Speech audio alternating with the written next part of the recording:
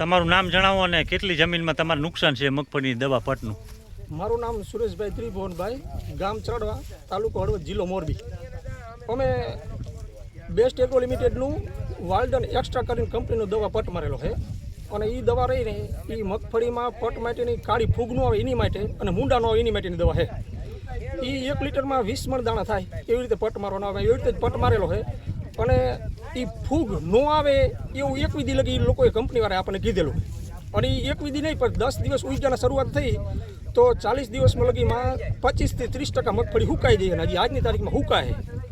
હવે અત્યારે તો ફૂગનો પ્રશ્ન છે એટલે ફૂગ તો એટેક કરી ગયો. હજી લોકો કંપનીવાળા એમ કહે કે આમાં મૂંડાનું દવા છે. હજી મૂંડાનું તો એટેક થયું નથી, એ થાય છે ત્યારે ખબર કે એનું શું રિઝલ્ટ મળે છે. એટલે અત્યારે હાલમાં ફૂગ માટે 25 થી 30% તો સુકારો થઈ જ ગયો છે, મગફળીનો પાક ફેલ થઈ ગયો. એટલો આગળ જતા હજી શું થાય એ બધી સમય ખબર પડશે. આ બાબતે તમે કાલ કોને રજૂઆત કરી? અમે કાલ જિલ્લા કલેક્ટરને રજૂઆત કરેલી છે કે ભાઈ અમારા ગામમાં આવી દવાથી આવું નુકસાન થયેલું છે. 25 થી 30 ખેડૂત જ્યાં અને લેખિતમાં રજૂઆત કરેલી છે. તમારી માંગ શું છે?